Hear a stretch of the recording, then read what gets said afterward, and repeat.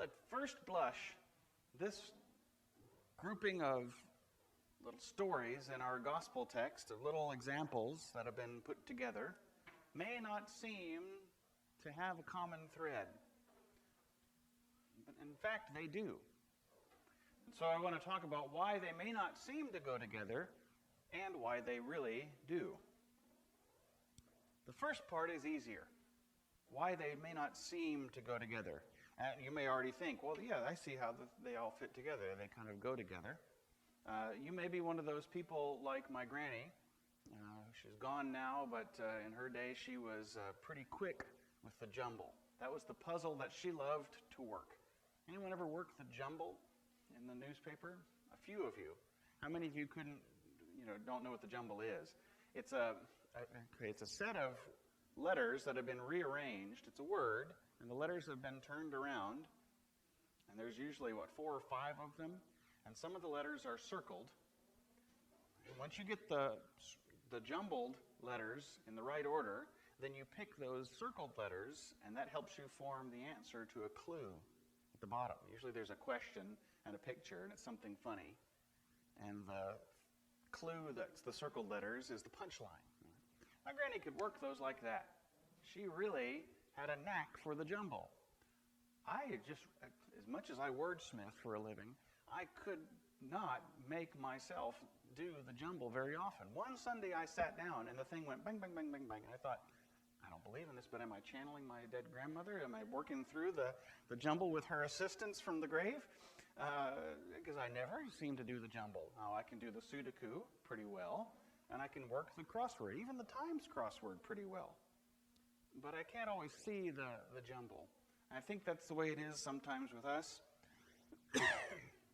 Yes, even with Scripture, is that we see it one way because we're more prone to see it one way than another way. And so for some of you, you may say, well, yeah, these 3 examples here go together. For the rest, it may not be so easy. And so I want to explain both, how they don't fit and how they do fit, or how we might think they don't fit. And the reason why we think they might not fit, for those who might not see the connection, is that there are so many beautiful little things that stand out. For example, for where your treasure is, there your heart will be also. That verse just looks like it's got highlighter and underline and quotes around it, doesn't it? It's a neon sign jumping out of there. I'll get to why that is in a moment. Same way with the jumble. Those clever people who create the jumble will rearrange the word letters so that you can read it a different way. The word, might be themes, but they make it meeths, so it looks like meats. All right, and so once you've seen the word they want you to see, you may not be able to see it the way you're supposed to see it. And so it is with the Scripture. For where your treasure is, there your heart will be also. My wife has got some great sermons on that particular verse. That's one that she just absolutely loves, and she can pull in the stories for that and really make that verse sing, so to speak. Make purses for yourselves that do not wear out, an unfailing treasure in heaven. We like, again, that a neon sign kind of verse going on there. But know this, if the owner of the house had known at what hour the thief was coming. Ooh, we got a verse about a thief. That word kind of jumps out. There are sort of perhaps rabbit trails in here that we could follow.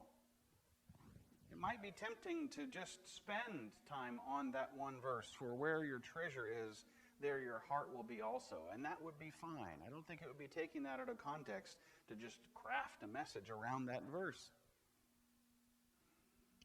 But then we might be missing the thread that connects these little stories together. You have an idea of what that thread might be? It's one you may not anticipate. There's your jumble clue.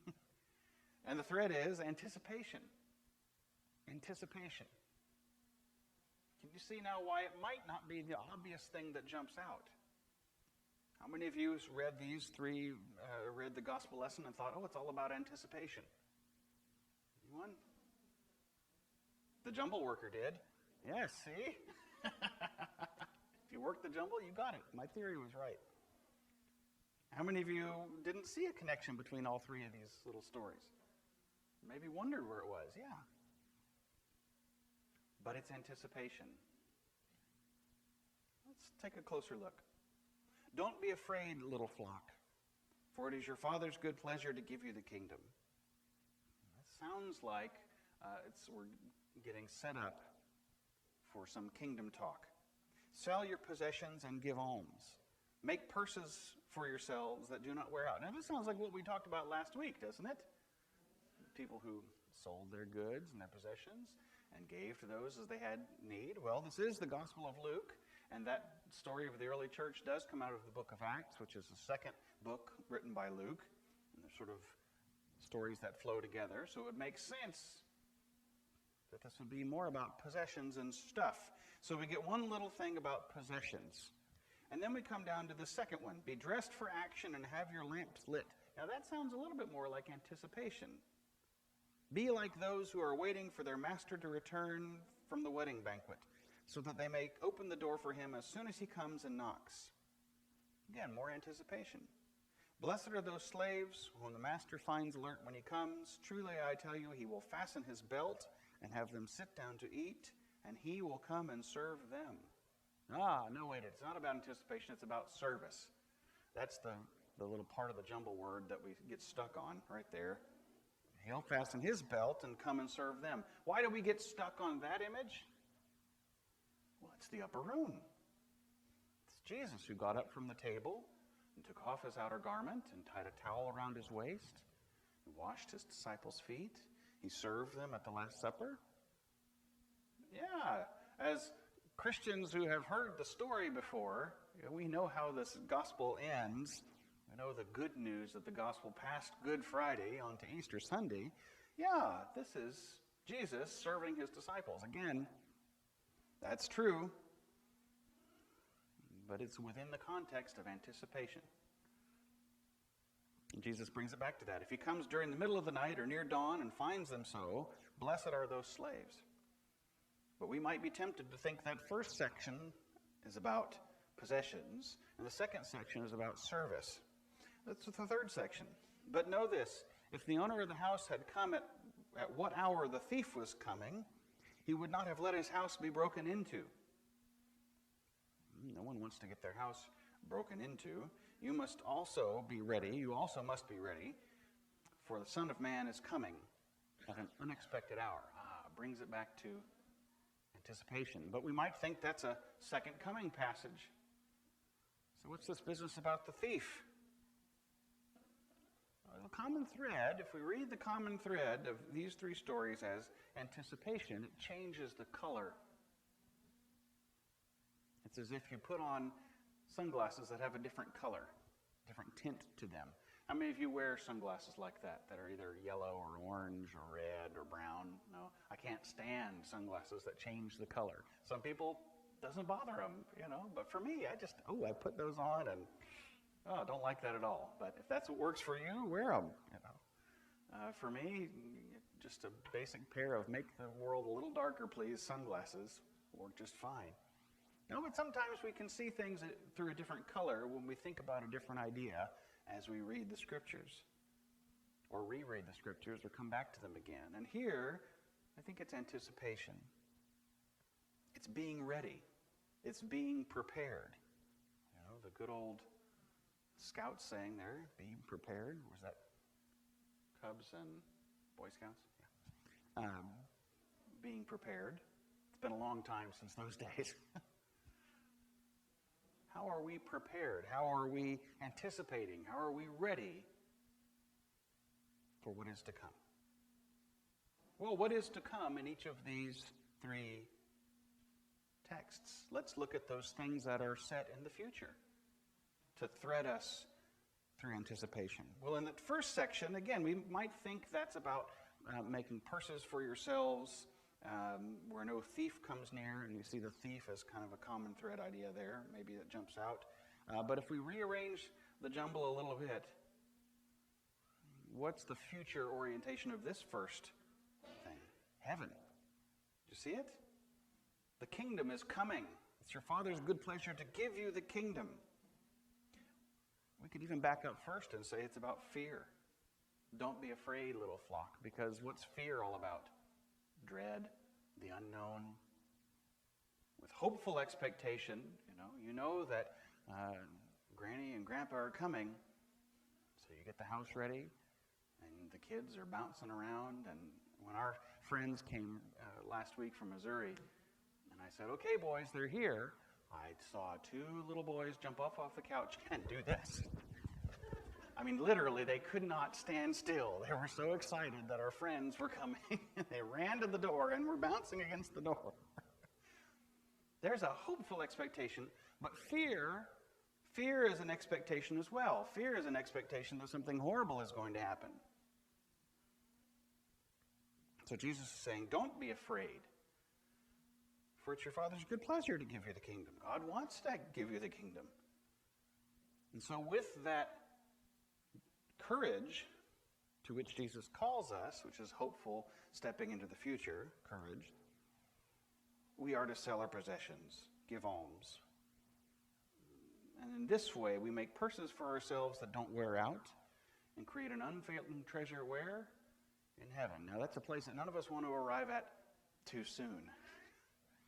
But hopefully all of us will come at eventually, yes? And so there's a future orientation. And when we're looking to the future, we have anticipation and expectation and hopefulness. Okay? So there's the future expectation in the first thread. Where's the future expectation in the second part here? Be dressed for action and have your lamps lit. Be like those who are waiting for their master to return. There's the expectation. It's a little easier to read in the second one. Where we get distracted, as I said, is when we read about the serving that goes on. But can we read the serving in an atmosphere, in a color of anticipation? Absolutely.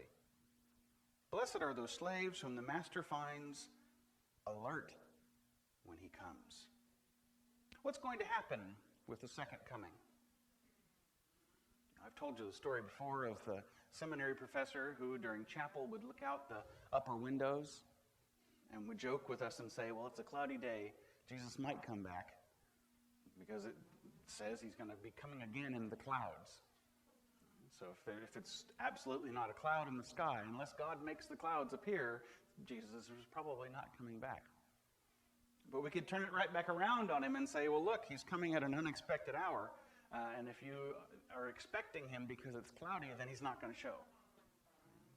We play a game in our house where I will sneak up on the boys. They're going to need therapy someday. I like to sneak up on them and scare them. Okay? So I'll hear one of them coming up the stairs, and I'll jump out of the chair real quick and hide behind the edge. And when they run around the corner, and run out, jump out, and they scream. We have a great time with that. And so now they're getting to the point where they want to do that to each other. Andrew especially wants to scare his little brother. And so he'll say, I'm going to get you when you least expect it. And Nathaniel will say, okay, I don't expect it. Go ahead, get me. It's a fun game to wonder when something's going to happen. But in this case, be alert. So when someone comes, we can serve. Why are the slaves to be alert? Well, they're anticipating the master's return so that they can serve. But Jesus has already said it's your Father's good pleasure to give you the kingdom.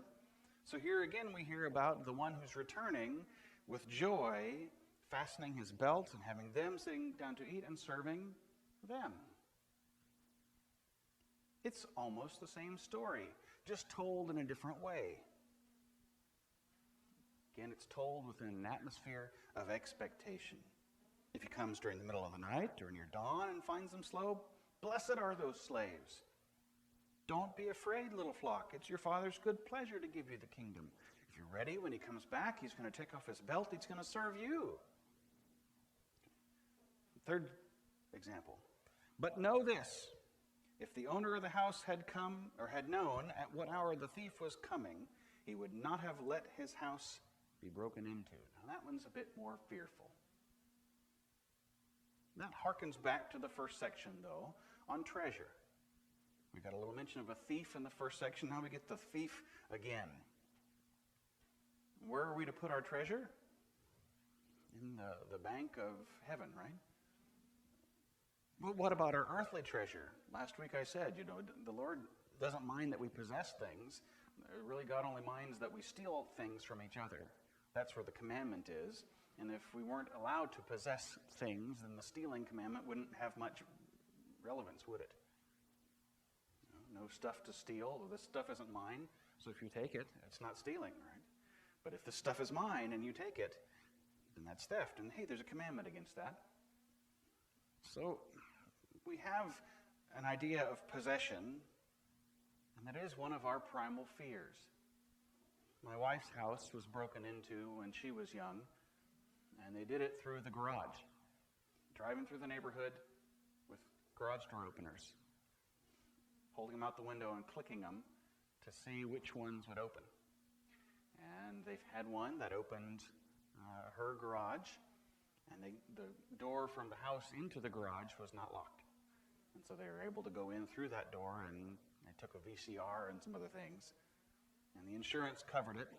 The things got back. But if you've ever been robbed, you understand it's not about the things as much as it is the violation of your possessions, of your privacy, of your space. That someone else came in and did that when you weren't there. Or perhaps you were.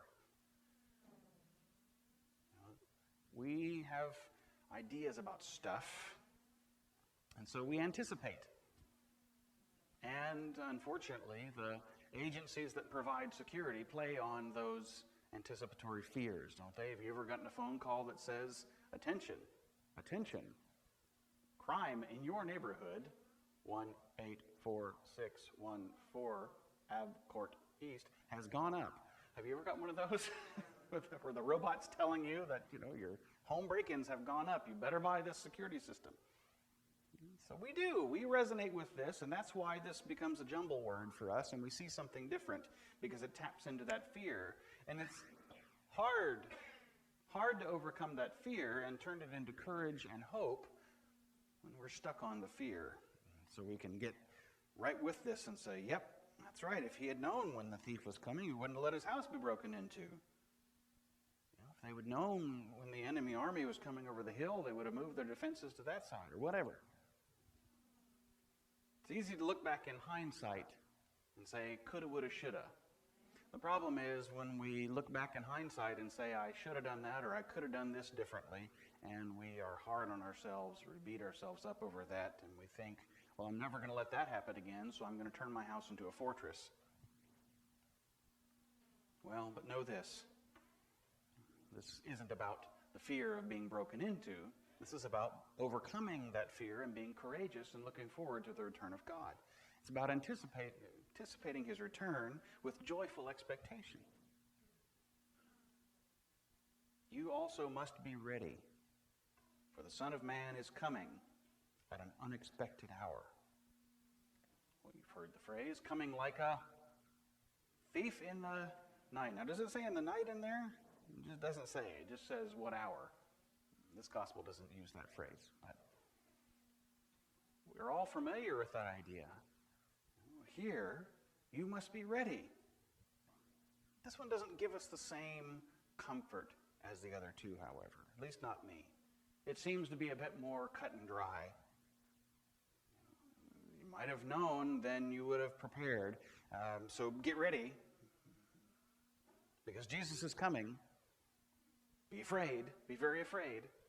Is that what you think of when you think of Jesus coming? No. And that's, of course, what we're not supposed to think of, is being afraid when Jesus comes. There may be some, we might call them enemies of the cross, or aliens from the church, or whatever, who might be afraid that Jesus is coming. But for those of us who love the Lord, who know his mercy and his forgiveness, it is not a question of fear. It is a question of courage and hope, of beautiful love and expectant hopefulness. Now, it's easier to find the anticipation in the other two. How do we look forward to the Lord's return? Well, I've already given you one idea. Now, Jesus has given us 3 good ones. I don't know that I want to spend more time on it than he has, but I will say, I'm going to leave you with the question. Think about your preparations. If we were doing this in a Bible study together, I'd say, tell me about one example of when you got prepared or when you prepared your home for the arrival of a guest. And perhaps was there ever a time when your guest came and served you? And so I'll leave you with that story. And that was when Christy and I first moved into seminary when we were married. We had gone away to internship. I had gone away and spent 2 years. She had gone away and spent a year. And we came back married, much to the surprise of some of our colleagues, at the seminary who hadn't known us as a couple. And so we lived in our little seminary apartment. Our very first seminary apartment was really designed for 1, maybe 2 people.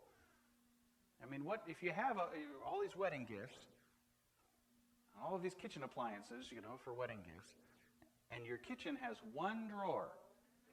What do you put in 1 drawer? The silverware, perhaps, yeah. That's what we put in there. That was our silverware drawer. We had nice silverware for the 2 of us to choose from. We could probably eat for a couple weeks without having to wash any of it. We were newly moved into this apartment. We had finally gotten everything mostly settled, decided what was going in the 1 kitchen drawer, and I had made grilled chicken sandwiches with roasted red pepper mayonnaise. I remembered this. It's not often that you remember something you cooked 12 years ago, but I did. And there were these big hoagie rolls with green lettuce and grilled chicken breast, and we had got this little stick blender. Put the roasted red peppers in the container with the mayonnaise and zoom it around. It was wonderful. It was all set up to eat. I forget what else we had with it, but we were sitting ourselves down at the table when someone was knocking at our door. And I opened the door, and there is Rich and Carol Schieber. Pastor Rich Schieber. If you happen to know him, let me know. And gosh, it's a small world after all.